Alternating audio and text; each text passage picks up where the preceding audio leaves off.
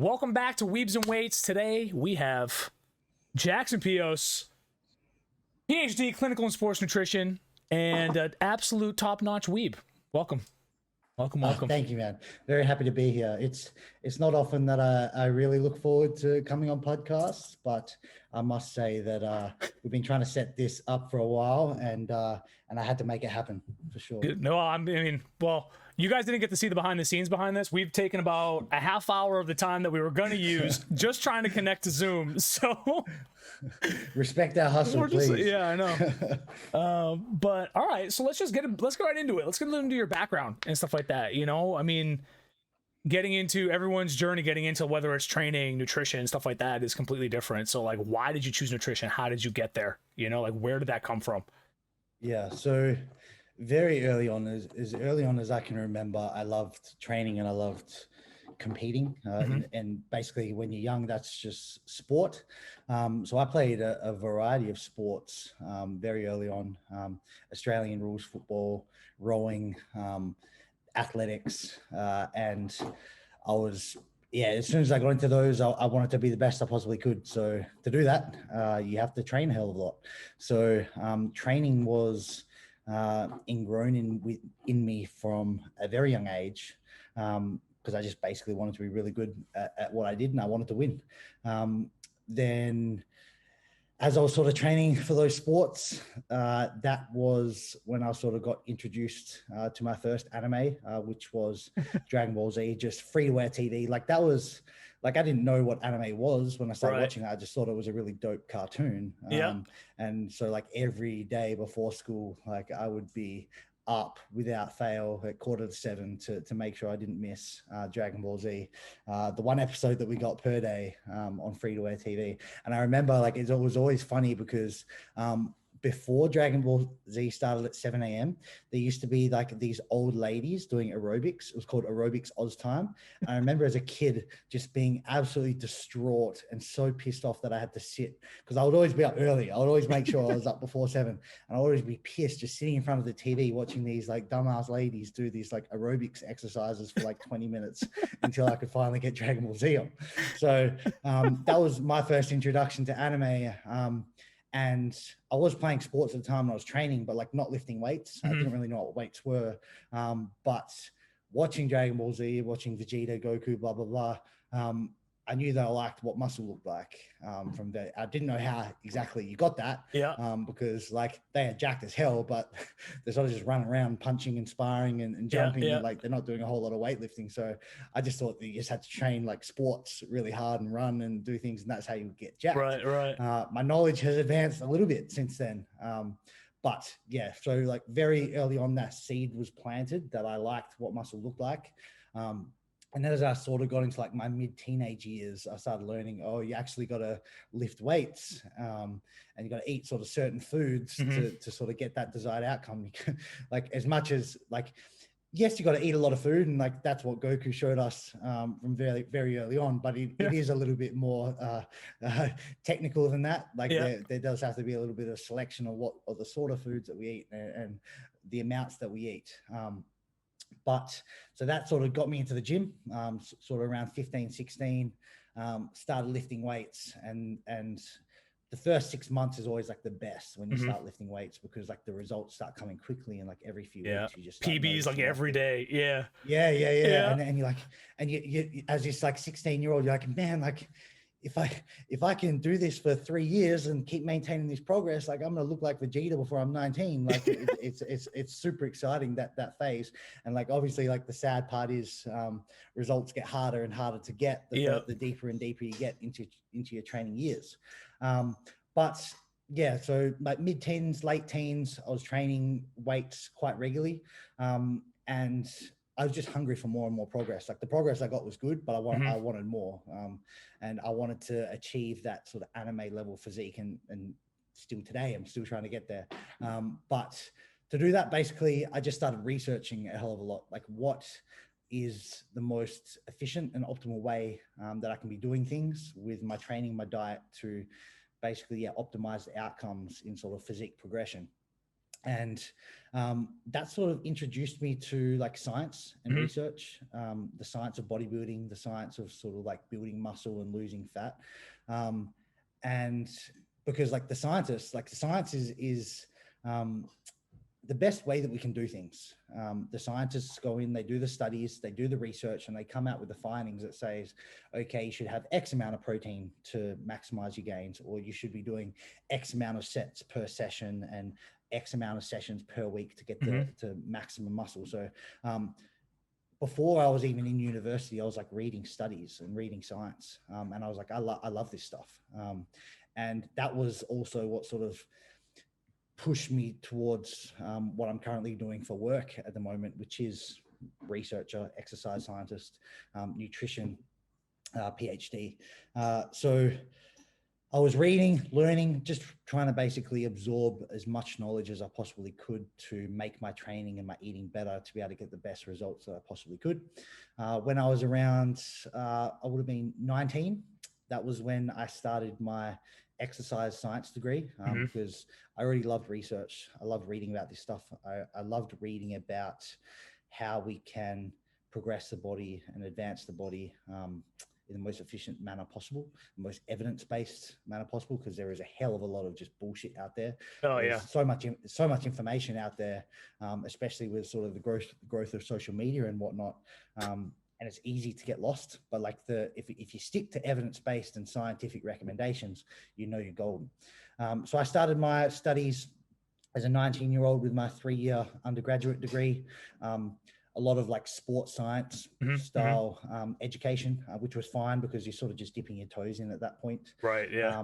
But I did quite well with those studies, and my passion for sort of research and nutrition and training only kept growing.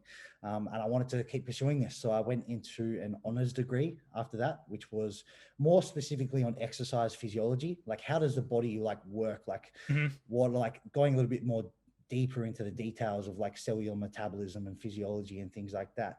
And that's when I was sort of more introduced to the nutrition side of things specifically. Okay. And I got drawn to nutrition very, very quickly, because as I was sort of progressing with my studies, I learned that with training, like everyone, like most people, like if they're not a bitch, they can train pretty hard. You know what I mean? Like they can push themselves in the gym for an hour a day, like that's not too difficult to do. But where a lot of people lack is with the nutrition, and the nutrition is such a more powerful thing in terms of sort of progressing the body, because the nutrition covers what you're doing those other 23 hours of the day where you're sort of not training. Right. Like training I learned is quite easy for the most part. Is tick the box for 60 minutes, 5-6 times a week, and you're there. That's not too much of an ask, but asking someone to stay disciplined on those other 23 hours, that is a big ask. But the reality is that's where sort of the magic happens. Like if you're able to sort of have those other 23 hours rock solid, that's when you're really going to start seeing the body change and sort of really maximize your potential. Because it doesn't, like the harsh reality is you can be training like Vegeta in 100x gravity for an hour a day, 6 times a week. But if you're not feeding properly outside of that, it's almost sort of like a waste of time. Right. You're almost shooting yourself in the foot. You're just not going to be able to give your body the nutrients and the resources to be able to sort of build new muscle or to build more strength and things like that. So I just basically learned that nutrition is a more powerful weapon in terms of allowing our body to progress. And most people are already training pretty hard. If you sort of are motivated and you know what to do, but nutrition is really like that underrated weapon. And the value of nutrition is just extremely underrated still today. So I basically knew like, okay, I want to double down on my nutrition stuff. I did quite well with my physiology honors degree. So the university offered me a scholarship to complete my PhD with them. And that was sort of PhD, you get a little bit more freedom to do what you want to do. The sort of the degrees before, it's sort of like, this is what you got to learn it and make sure you know it, because we're going to test you on it. But PhD, you get a little bit more flexibility. So the PhD, I was like, okay, I am going hands down on nutrition. And that's what led me to PhD specifically in sports and clinical nutrition. And my research, so a PhD degree, for those who don't know, goes for around 3 to 4 years, and it's a research degree. So you're actually in the lab doing studies, getting those studies published in sort of high quality journals and basically giving new information to the people. And that motivated me a hell of a lot, because a lot of people out there, and even like sort of fitness experts, they're not adding anything new. All they are is sort of just reading what the scientists do and just packaging it out and sort of communicating it. But I was like, far out, it'd be a pretty cool spot to be that guy that's actually sort of injecting that new information, that stuff that people don't know yet, sort of advanced knowledge, as opposed to sort of just taking that knowledge and sort of resharing it and parroting it. So I was like, damn, I'm sold. So PhD locked in. My research specifically focuses on diet strategies and supplement strategies that we can use to basically optimize body composition. So what I mean by that is, how can we lose fat, i.e. maintain a lean physique, while maximizing as much muscle that we can possibly have. And some of the strategies that I've been looking at with my nutrition research has been on something called diet breaks, which is basically just like when you're trying to lose fat, not just killing yourself with a starvation diet for 12 weeks straight. It actually goes in like a cyclical nature. We have some dieting periods, but then we also have some periods where we sort of like feed up and recharge the batteries, like the equivalent of like having a senzu bean, like every now and again, sort of throughout your diet, where you just sort of freshen yourself up. Okay, I'm ready to go. And then you crush your next block of dieting, as opposed to just doing it in non-stop brutal. I love that. And I love that because I don't mean to cut you off, but because like I don't have, just to be clear for everybody, and this is why we haven't put any nutritional information out, as a strength and conditioning coach, and going through all the shit to get your research, to get your certifications, all the stuff. And the one that I did had like a bunch of boxes to check off. That's a whole nother conversation. But we're told, like, if someone comes up to you for nutritional advice, what do? We go to the dietitian, or we bring them to somebody that actually knows what they're talking about. Not that we can't give good advice, but we don't have that background, right? But like a lot of my friends, and like, it's, you know how like when you got a friend and like they're like, oh, what should I do, and you're just trying to like guide them in the right direction, kind of be a little Sherpa for them, right? And I'm like, all right, I always thought that way, because like people are always like, they cut, and then all of a sudden they gain all their weight back, and I'm like, well, you haven't given yourself any time to regulate. Like, you're gonna have fluctuations, but you gotta lose it, let it maintain, let yourself kind of get to that point where you're within that little range of weight loss and like that fluctuation that you get on day to day, and then do it again.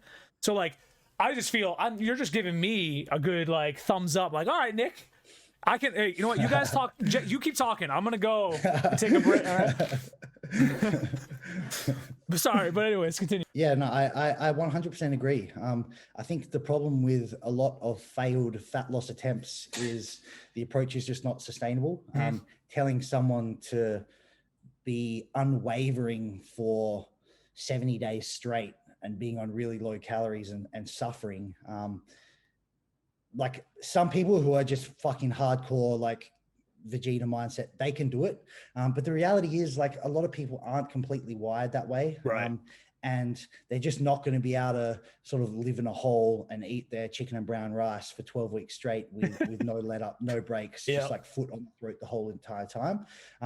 So basically my goal is to sort of try and design some more manageable, like more acceptable sort of fat loss approaches, where someone goes like, okay, I've only got to like push myself for 21 days straight. And then I sort of take calories up to maintenance, and we just chill out a bit. We take a breath and sort of, we have some productive training, and we fill out some muscle glycogen, and we get the body just sort of used to being at this new leaner physique before we sort of push into our next block of dieting, where we sort of move the checkpoint to a little bit lower. And I feel like just having those pauses can be a lot more of a sustainable approach, where someone can actually do this for like 4, 5, 6 dieting blocks, and they get to the end, and because they only ever had to sort of really dig for 2 or 3 weeks at a time, they get to the end and then they don't see that massive rapid weight rebound and gorging at the end, because I never had to kill them. Because basically the more suffering and the more painful that you make the dieting phase, the more likely that they're going to get to the end and just be like, fuck that. And they just sort of go to the cheeseburger diet right away. And sort of that weight and fat that you lost in 12 weeks is put back on in 4 weeks after the diet. If you're not careful. Whereas I'm seeing, and I trial this a lot with my clients, by having these sort of like like diet rest periods or like practicing maintenance for 7 days sprinkled in throughout the dieting phase, all of a sudden it doesn't look like this massive daunting task where they're just sort of just looking for that end date where they just want to sort of stuff themselves full of food. Yeah, I mean, you're looking at like, you're basically, so I mean, maybe to make it a little bit of different approach, right? Like when you're talking about training, right? And we usually do, I mean, like in college, we would do like 4 to 6 week blocks, and then you would have a week or week and a half of like a reload or like a deload or whatever it is, right? So it's the same thing, right? Very, very similar. Yeah. So that's, and we see fantastic results with that cyclical nature of training. So like knowing, and even like Goku talked about this early on in Dragon Ball Z, is like you got to give the body rest, and that was potentially one of the reasons why Vegeta struggled to pass him, because Vegeta was always like, go, we just kill ourselves, we train, no breaks. Whereas Goku was always appreciated the value of sort of taking a step back and letting the body recharge and things like that. And we see great results with having training deloads and things like that. So it's sort of almost surprising when we never considered this to be a usable tool, like with the nutrition side of things. So what's your, I mean, I can already feel where this is going, but the diet fads going on with everybody, and everyone's trying to do like keto and all these other things. And like, yes or no, let's just leave it that simple. Like, do you even, all that stuff. I don't want to point fingers at keto people specifically, but all of them, you know what I mean? Like just the diet fads going on, the keto, the paleo, all that stuff. Like, thoughts on that? So like, basically, like any sort of fad diet is just can't be maintained in the long term. Right. Like keto, if you follow it for 10 weeks and you're compliant, you absolutely lose weight and fat. But the problem is, where do you go after that 10 weeks? Are you willing to say, okay, I'm never going to have a carbohydrate for the rest of my life? Like, am I never going to be able to go out and have a restaurant meal with my friends, or have a slice of birthday cake on my birthday and things like that? Like, hell no. Like, that's just not a sustainable approach. So I don't advocate approaches like that sort of restrict complete food groups, or restrict the macronutrient to 0 or something like that, because you just can't expect someone to follow that in the long term. With my dieting approach, my basically goal is to design approaches that don't take any foods off the table, don't restrict complete macronutrients. Every food is sort of like, there's no good foods or bad foods, but the key is controlling the portion sizes, right. Controlling the overall nutrient intake to be able to get the desired goal. And if you do that, what basically the end result is, someone gets to the end of the diet and they say, like, I can kind of live like this. Like, I'm maintaining a fantastic lean physique, and I'm not sort of craving these foods because nothing's really been taken off the table. I'm not craving carbohydrates because I haven't had them for 12 weeks or things like that. There's just, the results tend to be way, way better than these fad diets, because the fad diets are always extreme. It's always like, you can't have sugar, you can't have bread, something like that. And you take something away from that. What do you think they want to do after the 12-week diet? Is they want to eat a fuckload of it. Whereas if you take a dieting approach where sort of you're not sort of restricting anything completely, and you can work in some treats as long as the portions are controlled and you're quantitatively monitoring your intake, you get to the end of the diet and no one's craving anything. They're not craving sort of sugar because they had some treats along the way. They're not craving bread because they were able to have bread with some poached eggs on toast or something like along their diet, things like that. So a lot of the times, like, because like research doesn't pay really well, but coaching does pay well. So that's sort of my primary source of income. So I work with many clients designing their nutrition and things like that. And often a very common thing that I'll say with a startup client is that, like, are you sure I can be eating this? Like, are you sure like I'm allowed to have like some peanut butter on my toast, or like, are you sure I'm able to have a scoop of Nutella like with my oats and things like that? Because I work in these treats to show them that we can diet and it doesn't need to be all brown rice and broccoli and things like that. They're almost like sort of blown away, and then they start getting results, and they start calling me a wizard and things like that. And I'm not a wizard. Like, I haven't done anything. You're a scientist. Magical. Yeah. You're a scientist.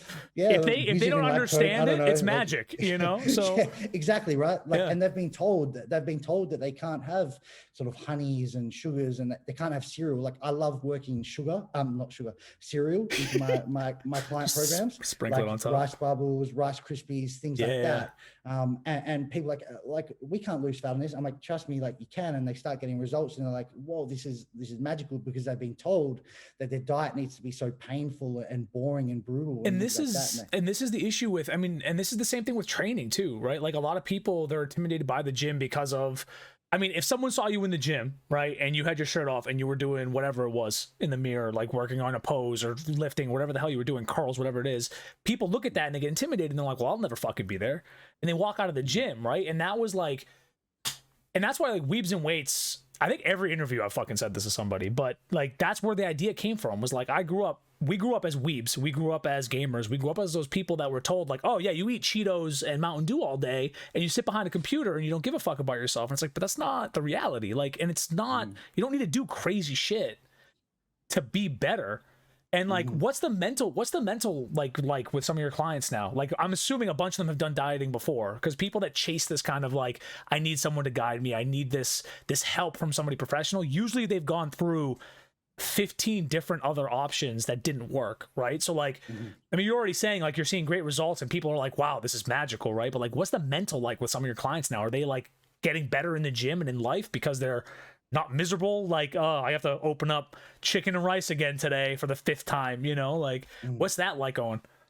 Yeah, like it's crazy, man. It's been so positive, and I know they're not just sort of blowing smoke up my ass when they say this, because they're not just ending at a 24-week program. They're re-signing up and they're coming back, and right. Like I've just in this year I've had clients signing up for 52-week programs. If you're doing something shit, like they ain't going to be signing up for a 52-week program. You know what I mean? Like, if you're doing something that's not sustainable, they ain't going to be with you for a year. So that shows me that like they're not bullshitting, and what I am doing is right. And all the time I'm getting clients that come to me and say like, oh, my previous coach like had me on 2,100 calories and like now like I'm losing fat on 2,700 calories. Like, how is that happening? I'm like, because your coach doesn't know what he's doing. Like, yeah. That with coaches, a lot of the ones that aren't very educated, they just like starve, cut calories. Like every week it gets harder and harder. And there's no like room for treats, and there's no room for rest and things like that. And basically people end up just breaking, and they end up being on like eating rabbit food and being miserable and not having the energy to train and not wanting to be social and things like that. And then they come to me and like all of a sudden they're like blown away because they can live this normal life and they're still getting in great shape and they actually feel good, and they're not having to be on these starvation diets. And basically it's just, you as a coach, like anyone can tell someone to eat really little and they will lose fat, but that doesn't mean the process is optimal, because you push someone too hard, they'll break, and you push someone too hard where the weight's coming off too quickly, they'll lose all their lean mass, and they won't be able to perform in the gym, and then they'll be feeling really low quality with energy, and it sets up binge eating episodes along the way. So my approach is a lot more conservative, where someone says like, where I'm just tell them I have weight loss and progress targets week by week, and we just monitor them.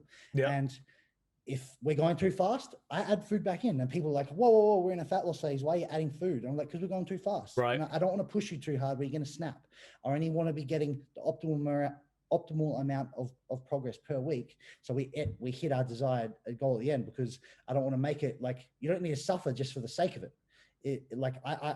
I'll make you suffer just enough so we're getting a right amount of progress. Yeah, suffering more than that doesn't make sense to me. And they congratulate you with that rest week, right? Like, yeah, exactly. Yeah. So yeah, the mental state with a lot of my clients has been hugely positive, and that's awesome. And this is why I love coaching, because it's just so damn fulfilling when you've got someone coming to me like, I'm so thankful that I found you, and that we're doing coaching together, because I thought that my body was just broken, and I thought that I was never going to be able to sort of get in good shape on above 1,200 calories and things like that. And it's just like they have this massive breath of relief. We're like, thank God, like my life doesn't have to be miserable. I can still eat like a normal person, and I can maintain the shape that I want to be in.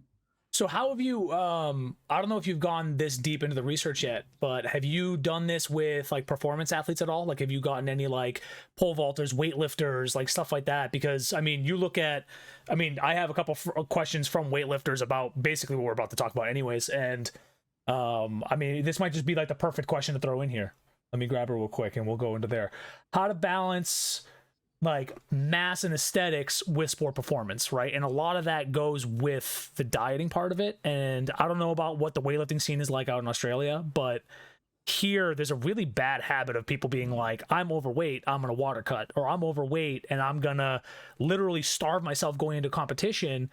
And like, I'm sitting in the background, like in a gym, like, your coach is letting you do this? Like, you put all these months and years into training to go to this meet to perform at your best. Just go up a weight class and like not be as potential to podium. Like, why would you put yourself in a position to possibly injure yourself on the platform because you're malnutritioned, your body's starting to eat away at itself? Like, and like I'm sitting in the corner like not saying anything because it's not my place, you know what I mean, and like trying to like corral my friends and be like, hey, like this is how you should be doing this. Don't like let people force you in a direction, you know.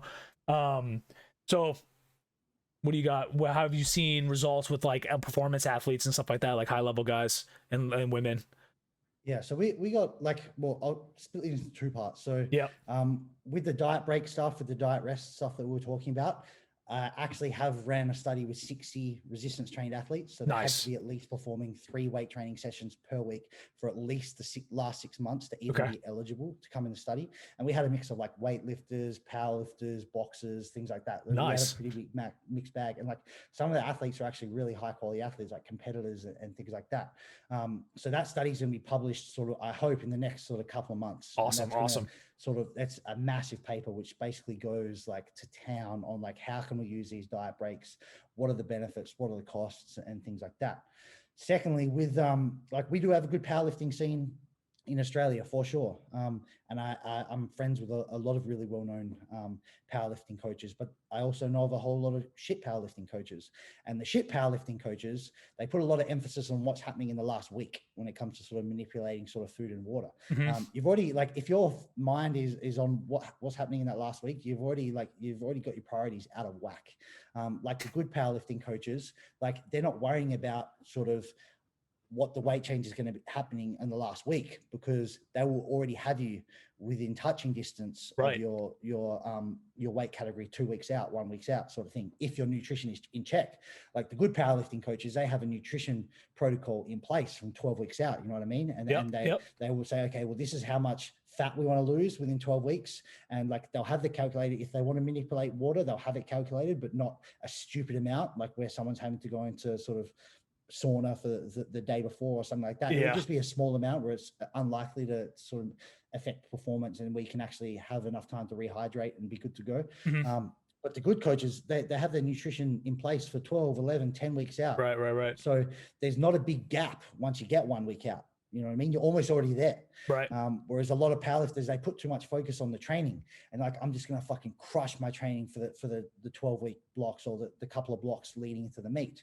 And that's great. But even by training like an absolute animal and putting all your eggs in the training bag, and let's say you like improved your performance over those blocks by like 10 or 15%, if you fuck up your water cut, and if you have to be underfed for like 2 days leading into your meet, just so you can make weight, you'll lose 20-25% of your performance, like without a doubt. So what the hell's the point of that? What's the point of like just going 100% on your training and sort of being like, oh, we don't need to worry about the nutrition right now. We just sort it out in the this is every comp though. Like, why? I don't where did this culture come from, bro? Like, I don't understand. Like, is it an old school way of thinking still? Is that what it is? And like, I think maybe like even in boxing, so because I'm a boxer as well, right? There is like this unwritten rule that you need to be like wearing like the garbage bags on the treadmill before you fight, and like sitting in the sauna and suffering for like 3 hours, and like I don't know if it's like the bros like, fuck yeah, like we suffer like 1 week out, we sweat it out, like maybe get like props from the homies, or maybe it's just a culture of like Muhammad Ali did it, or ex-boxer did it and he was a great champ, so maybe that's the best way to do it. Now like that's a poor line of thinking, because I can easily just say, well, like he was that good by doing some shit as well. Imagine how good he would be if he like had an optimized sort of approach too. Like he would be even fucking better. You know what I mean? So just because someone's good doesn't mean they can't be better. Right. You know what I mean? So we shouldn't look at the good powerlifters and be like, oh, that guy, he had a strong total and he was in the sauna the last couple of days. Like he could have put 10, 15, 20 kilos on his total, even more, like 10, 15, 20 on each lift. Right. If he just had his things sorted out. So yeah, I'm not exactly sure where it come from. Perhaps just making that sort of incorrect link that the good guys are therefore doing everything right. That's not necessarily the case. Or just like this appreciation or like this value on like be hardcore as fuck and then you're like a badass. You know what I mean? Like suffering like is respected by some people. Like it's like pain is good. Like, nah, like not necessarily. Like some pain is going to have to come along the way, but something that hurts more doesn't necessarily mean it's better. You know what I mean? So like just because you're suffering like crazy in your week before meet doesn't mean you're doing things better than someone who's like cruising in because they had their nutrition in check for the 10 weeks leading in. They just cruised into their meet happy days and didn't have to make too many manipulations within 2 weeks out. Yeah. And then you got the other side of the people where they're just like get as fat as possible so you can, because mass moves mass, right? Remember that whole yeah, man. I'm not even gonna. That's just. We'll leave that one where it is. All right.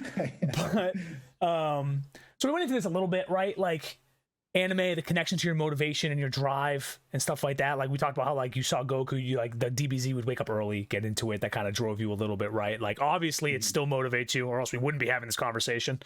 Okay. So how is that still driving you? Like what are you using now? Like what animes are you watching? What's going on with that? Like I know I see you, I mean, you post something different every day. Promised Neverland's going on. You got, what were you watching the other day that I saw? Were you watching Attack on Titan? Yeah, I just started. Oh, you just started it? I get so much hate from the anime community. Like, yeah, you're not up to date. Like, you're so fucking good. You suck. Like, you're not a fan. I'm like, dude, like, I don't have much time. Like, I'd love to watch fucking 15 episodes of anime a day, but like, with the amount of work and stuff that's going on, like, I just don't have the time to be able to watch as much as I want to. Yeah. But yes, I've finally started it, to the dismay of the anime community that I'm not sort of up to date with season 5, getting episode each week. But yes, I am there. Now, where I'm at with anime at the moment, like the anime that really just sort of ripped my fucking brain apart was Naruto. Like that is hands down like my favorite anime by a long shot. Like that, I just found extreme connection with a lot of the characters, and a lot of the messages in there resonated with me like you would not believe. It felt like this story was like written for me. And I have no qualms in saying that like watching that and Shippuden like has made me a better person. Like I am a very like I can get emotional at times, and like whether it's angry, like disappointed, frustrated. But like that emotion also like helps me a lot with my training, because like I can turn it on when it's like time to go. And even with my boxing, like when it's time to throw down, like I can throw down and not take a back step. Right. But it can also like, you can let your emotion control you. And that's why I love the symbolism of Naruto so much, with having like that inner demon Kurama, like within him. Early on in the storyline, he basically sort of let Kurama like control him. You know what I mean? Like the fox ran wild and destroyed shit because he wasn't able. He let his emotions run, and he wasn't able to control it. But as sort of the story progresses, he learns to control those emotions, and basically like where he becomes a friend of Kurama, they have that sort of relationship, and he actually finds a way to use that power and that emotion to sort of make him stronger and actually use it to his advantage, but also like always stay in control of it. So that was like a massive message. I'm like, shit, like and that was the reason why I have that tattoo here. Yeah, I was going to ask you to show him soon anyway, so this is perfect. With the demon, like that is a massive reminder to me, just to like, when you are feeling emotional and frustrated and like you can feel your anger boiling over, just sort of check yourself and remember it is just a temporary thing, and you can control it. But in the same time, like know like at the right times when to use that emotion, like when you're training and when you really need to sort of go to that really place where you need to actually like push yourself hard and go through the pain. So flip the switch. That was a massive message for me. Rock Lee was also like massive. Show it. Here we go. Yeah. Oh yeah, baby. Yeah. So this is Ganbet, the Japanese kanji, which basically means like pushing on despite all odds.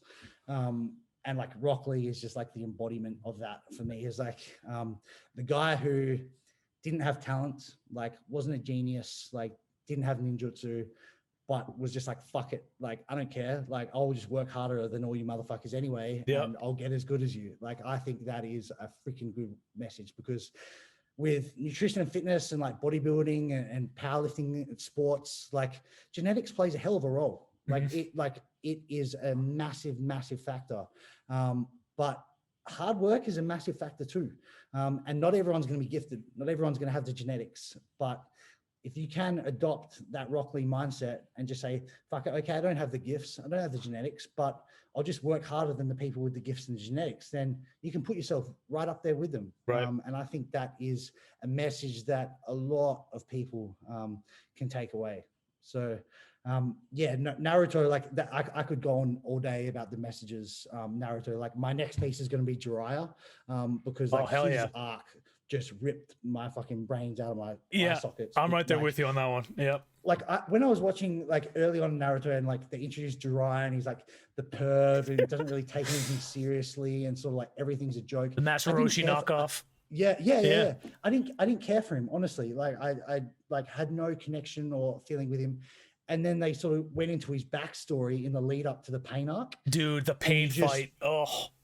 You just basically learn his backstory and like how much he gave up for everyone else and how like self-sacrificial he was and sort of like turning down Hokage because he just wanted to do more for the village and he thought like he didn't want any sort of recognition or props or he just wanted to do things behind the scenes. He didn't want credit for anything. And like he was willing to just go and like fucking die for everyone. Like he didn't care. And like he is like he's the embodiment of putting other people before yourself and like watching that sort of his transformation over that sort of 50 episodes like left me like just like stunned. Like I was just like, well, like so yeah, he's got to be my next piece because yeah, that was just amazing. So yeah, Naruto just nailed me from all different directions, all the feels.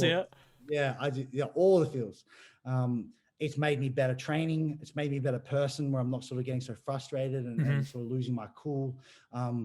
It's motivated me to sort of work way harder with not only my work and my training, but just everything that I do and sort of not being satisfied with the amount of work that you're doing, just like being like a Rock Lee or a Mike guy. I'm like, enough's not enough. Like, and if I can't do something, I'll do something else to make myself better in that. And like just a relentless pursuit of getting better in everything that you can do through just like relentless work ethic.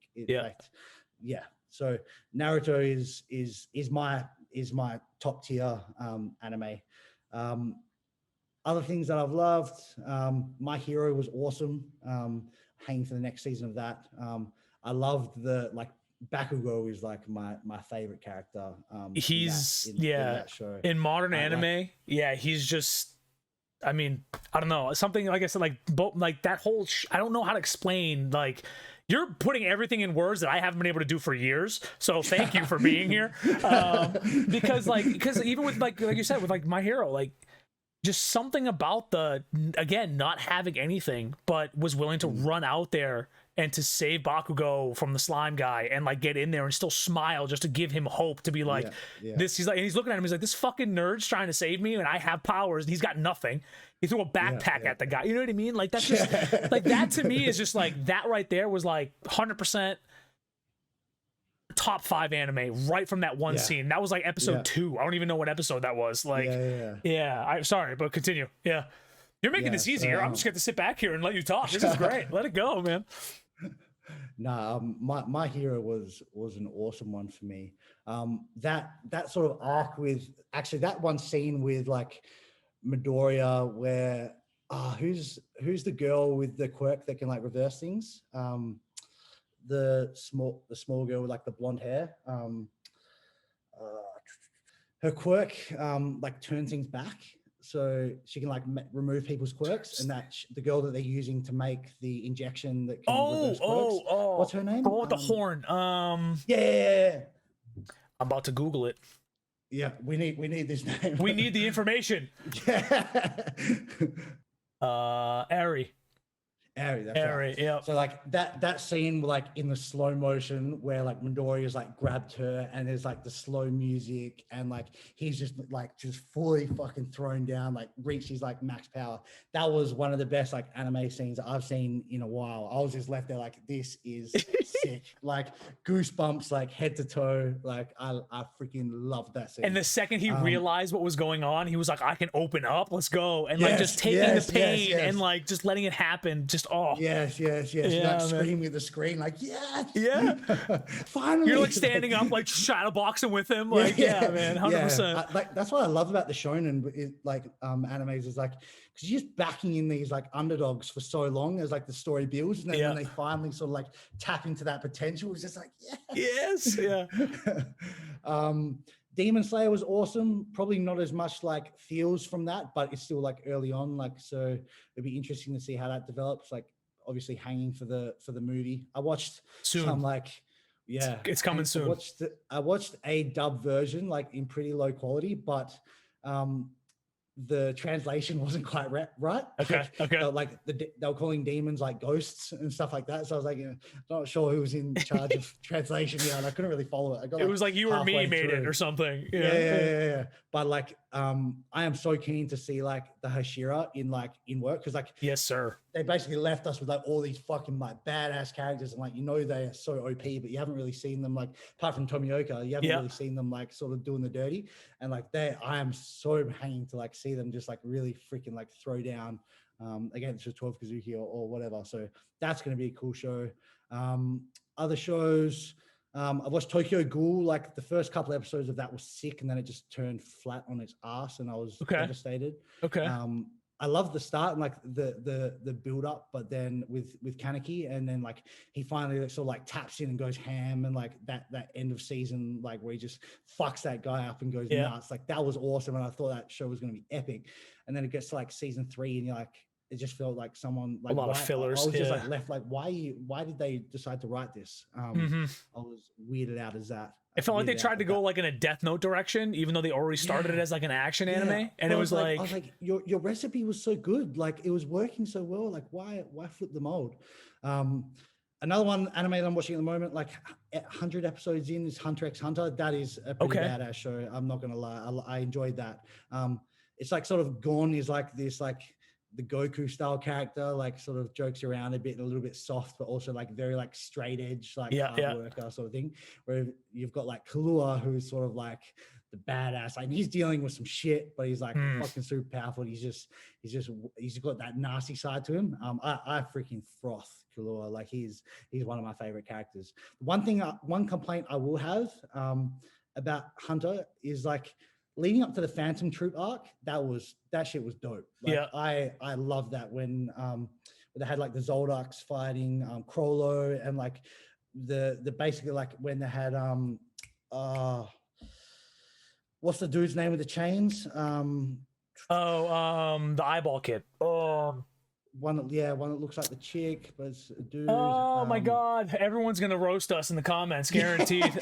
These guys aren't true fans. Like, you guys have a podcast about anime. The thing is, I haven't seen him in like fucking 60 episodes because they just left him after the Phantom Troop. Kurapika. Yeah, Kurapika. That's right. That's right.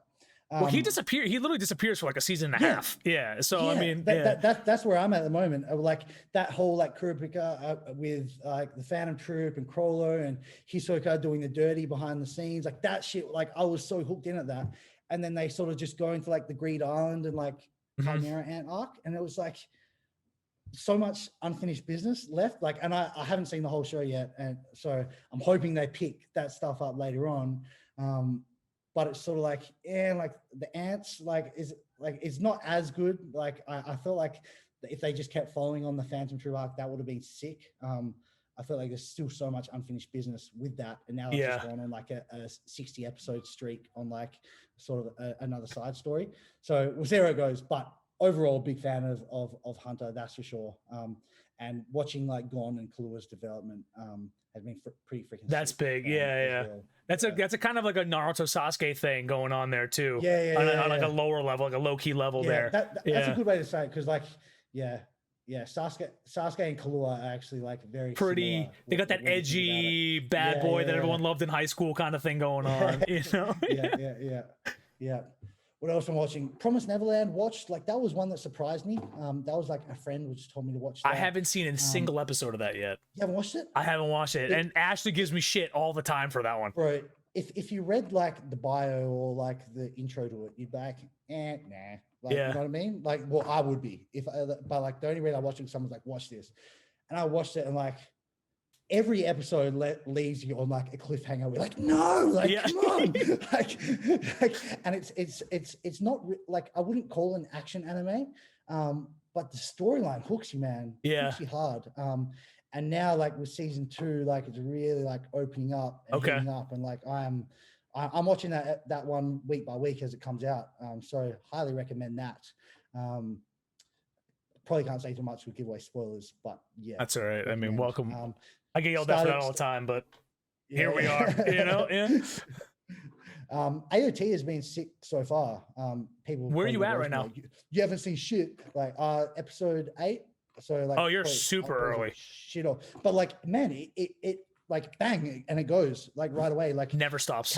Characters that I thought were going to be like in there for 50 episodes just been getting like knocked off left, right, and center. You're like, holy fucking shit! Like it's like a Game of Thrones sort of shit. You just like. So I was reading it before they started the anime, right? So I was like, all right, let me get into it. Let me like whatever, right?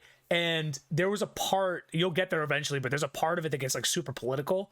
And I stopped reading it. And my friends were like, just watch the anime, get past it, let it happen.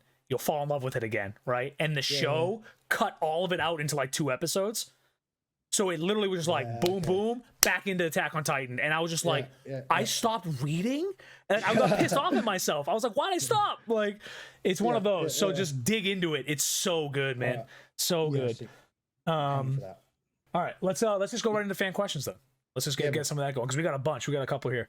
So training nutrition stuff. Let's get into some of those, and then we'll go back into the fun anime stuff in a second, because we could have kept going for hours if we didn't stop there in a second. Thoughts on static versus progressing RIR during a meso? People are asking. So for those who don't know, RIR means repetitions in reserve. Yep. It's like a measure of how hard your sets are.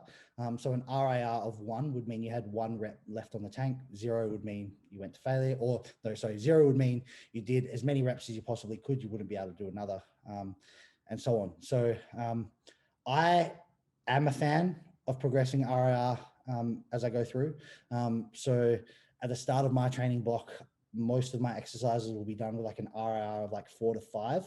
And then sort of as I progress through the weeks, that RIR will decrease. So the sets are getting harder. And loads and reps will progress as a byproduct of that. So that by sort of the last week before my deload, I'm taking sets to sort of an RIR of 0 or even failure. What are your like training blocks like week wise? Are you doing 4-week, 6-week cycles? What do you do? Just 6 to 8. 6 to 8. Okay, you do a 8. little bit longer. Like 6 if like I get 6, I'm like, I had enough of this block. 8 if like I feel like I'm in good momentum and like still making really solid progress. Okay. And for those of you that don't really understand RRR yet, it's kind of like it's an auto-regulatory thing. So people try to talk about it like it's an RPE, but it's like RPE in reverse. Because RPE, like people are like, oh, 10 is the hardest thing you're ever going to do, right? I personally like RIR better. When I got introduced to that, I was like, this fucking actually makes sense. Like RPE it's more is easy. so It's hard. Easier for people to grasp. It is, because it's so hard for people to understand, like, what is RPE 6 and 7? Like, what's the difference? It's like, okay, well, reps in reserve is like, all right, could you do 2? That's a 2. Congratulations. Like, you know, like, so... thoughts on finishing buys and tries with a drop set is good, or could the volume fatigue be spent better? And I think this is very specific on like what your goals are at the point. Like if you're trying to balance out buys and tries for a show or something like that, like there might be, you know, but continue. I assume he's just talking about sort of maximizing hypertrophy in the arms. If it's your last exercise or last movement for the session, then like the increase in fatigue is not really going to be an issue, because it's not going to impact like the rest of your workouts. Right. Like, I generally don't recommend like intensification techniques or like drop sets or failure sets like early on in the workout, because it's going to mean that your sort of training quality and how much productive training you can get in follow-up sets is going to be like decreased substantially. To test this, all you need to do is sort of do a set of chin-ups to failure and count your reps there, and then see like how many reps you can get on subsequent sets. That will come down by 40 to 50% by like set 3. Whereas if you just kept like with an RIR 2 over 3 or 4 sets, you'd be able to do way more total reps and volume. So drop sets, don't recommend them early on, but as the last movement, as like an intensifier, I think they can be used. I don't use them all the time, but they are used sparingly, but usually, yeah, right at the end of the workout where that that fatigue that's going to build up isn't going to affect the rest of your training session. Yeah. Okay. So this comes from somebody that was sick for a little bit, and I guess he lost 6 to 7 kilos of mass. I don't know if it was lean mass, whatever, but tips on gaining back lost muscle after an illness. And I think this was a perfect question for you, considering the nutritional background and the coaching background for training, because that's, I think, goes very well together with coming out of an illness. So yeah, like you really don't need to change too much. Like only a few weeks ago, I got a very bad intestinal virus, which I lost just under 6 kilos as well. In the space of like 10 days. Basically food was just going through me, obviously couldn't train. So that stuff like is going to happen every now and again. But things to consider is like muscle memory is very powerful. So it's only going to take you a few weeks of getting your eating back on the regimen, getting your training back on the regimen, to put any potential sort of actual skeletal tissue that you've lost back on. And secondly, like the 5 or 6 kilos on the scale can be very daunting. But depending on sort of what sort of bug that you have, it's extremely likely that a large amount of that weight is just going to be fluid, and potentially sort of food residue because you haven't been eating as much because your appetite is lost as a result of the sickness. So I wouldn't stress it too much. I'll just wait until you feel good, at least 95%, and then get back to business. And you'll notice that 3 or 4 weeks of doing your stuff again, and you'll be back to where you were. I certainly wouldn't advise sort of like, I know some people do like gorging on food, like for the first week to try and put the whole weight back on. Like it's just stupid. Yeah. Well, that's the same. There's the same like things where you and I think RP was talking about during holidays, right? Like how many people just let it go and then they never lose it, right? It's the same idea after that too. So biggest misconception with most athletes that they have with nutrition? That's a really good question. Yeah. I don't know the biggest ones, so I'll just say some big ones. That you need to restrict carbohydrates to lose fat. That's a really common misconception. That you need to restrict sugar, dairy, or gluten to lose weight and fat effectively. Obviously not true. Both of those not true. And if you don't think it's true, come coach with me and I'll show you that it's true. And then plug. And then thirdly, that cheat days are effective. I've never really seen them being used effectively. And like I am a fan of using refeeds and diet breaks selectively, but they're still controlled. Right. Like, yes, it's eating more food than you're eating during your dieting periods, but it's not a free for all. Right. What I often see with people who use cheat days, like a full blown just free for all day, it sets up a very, very poor relationship with eating. By Monday afternoon, after a Sunday cheat day, they're already planning out what they're going to be eating on that next cheat day. Their food focus just goes up significantly. Post diet, one cheat day, it starts being a few cheat days. And if you're someone like me who can fucking put away a bit of food, if you're sort of not controlling anything, you have the potential to wipe out a whole week's worth of like calorie deficit or fat loss in like an hour. Yeah, in a few hours. Yeah.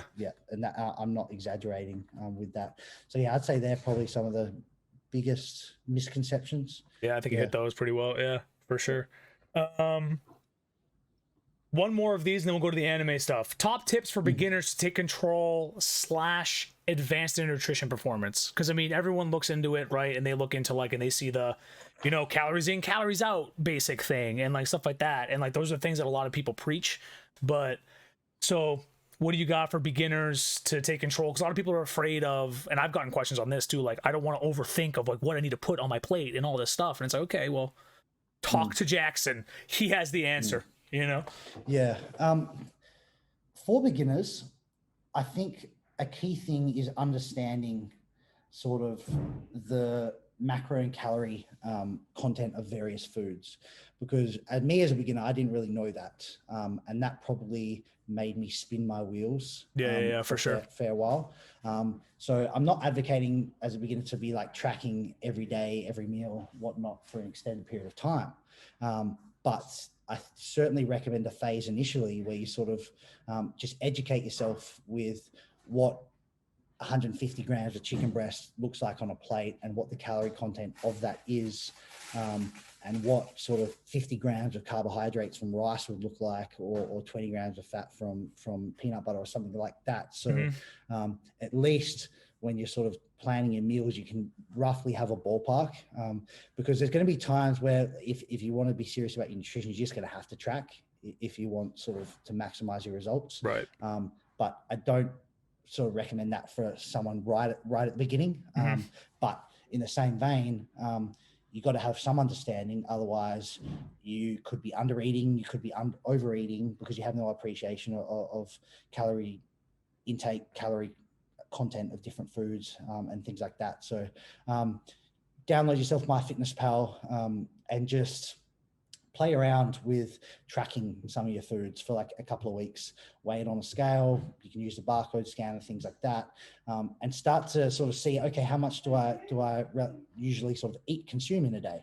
If you average it out over the week, and maybe you might look at, okay, I'm consuming around 3,000 calories a day, 200 protein, 300 grams of carbs, whatever.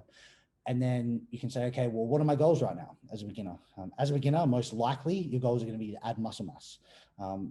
That's generally 85% of the time for beginners getting in the gym, that the initial goal is to add muscle mass. So to be adding muscle mass, you need to be adding a little bit of weight on the scale each week. So weigh yourself a few times a week, write that down in the journal. Do for a week 2, do a few weigh-ins during the week. Compare the averages from week 1 to week 2. If your weight is moving up somewhere around 0.2 to 0.4% of your body weight per week, we're getting a little bit technical. So let's say a couple of 100 grams, 200-300 grams, then you're probably golden. If you're gaining a kilo on the scale between weeks, that 3,000 calories is probably a little bit too much for you. So then you just tweak your portions a little bit, so that like 2 scoops of rice that you normally have, maybe go 1.5 or 1. Likewise, if you're trying to gain muscle and you notice your weight stays the same week to week, then maybe you need to add an extra scoop of rice to your normal meal, or increase a couple of those carb portions. So general, that's not super technical, but it's a hell of a lot better than what I was doing when I first started as a beginner. Right. And it's going to deliver a hell of a lot more progress than sort of having no quantitative guidance of your intake, or having no sort of appreciation of what's going in on a daily basis. Right. All right, the fun ones. You ready? Oh, yeah. Shippuden versus OG Naruto. Shippuden, hands down. I agree. We're gonna move on. Best villain from DBZ.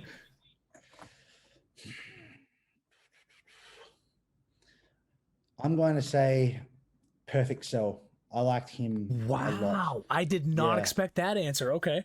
The reason I got drawn to him is like he just was extremely intelligent and extremely well spoken. Frieza was too, but he also started to lose the plot a little bit. Yeah. Sort of by the end. But I thought Cell was just this badass character that was like super freaking alpha, like very well spoken, very, very intelligent. Yeah, this is my purpose and I'm gonna do it. Like that's literally what's his thing. Yeah. Mine's Red Ribbon Army, which I guess is technically still Cell, because that comes from, I started with Dragon Ball, so I didn't start with DBZ, right? So for me, Red Ribbon was like, these guys are gonna fuck the planet up. Like this is that's their job, right?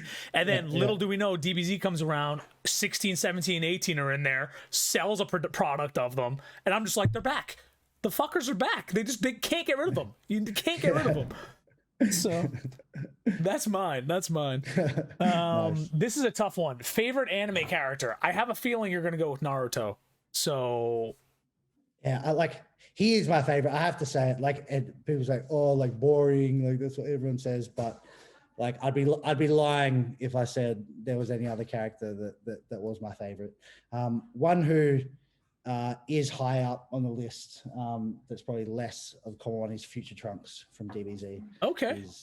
I'm a big fan of him. He's a bad. He was sort of like he was the dream physique that I wanted. Yeah. And he's going like SSJ2. Okay. Like trying to get SSJ2, and he's just getting like Huge. jacked. Like that was badass. Yeah. I really hope they do like a spin-off of that, like a really like a good like this is what actually happened. Goku did die. Let's watch that whole series happen. Like I want to see that. You know. I hope they do that. Yeah, for sure. Favorite anime character for me, I don't have an answer. I really don't. Especially with all the new ones. Like Deku was my favorite for a couple of weeks, and then friggin' that switched over to All Might, and then All Might pissed me off, and I went back to Deku, and then Deku went from that to Gohan because Gohan was my favorite for the longest time until he decided to go. I was a massive fan of Gohan until he became a little bitch. Yep, that was basically where it ended. But if I had to pick, it'd still be old school Gohan, especially like Cell series. Oh. Hands down. Best when he's like, I'm not gonna take it anymore, and he just like loses it. That is class anime. Yeah, and then Piccolo's really closely after that one. Yeah, that's the one. Outside of Naruto, who's the waifu? That's literally the phrase of the question, by the way. I didn't make that up. They know because Tsunade and Hinata are my waifus.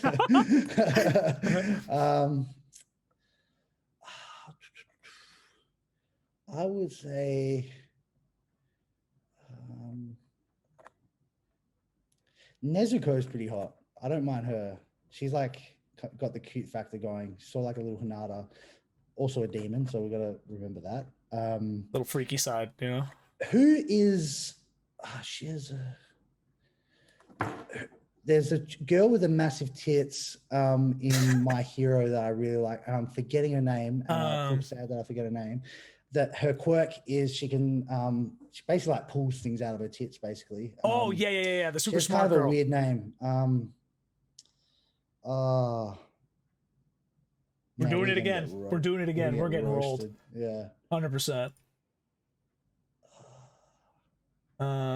It's like Yaorazu. Yaorazu. Yeah. Momo Yaorazu. Yeah. She's dope. She was like when she first came on the scene, like in her like hero outfit. I was like, okay, yeah. Check that box. You know who is a waifu? Toga. Is it Toga? Yes, Toga.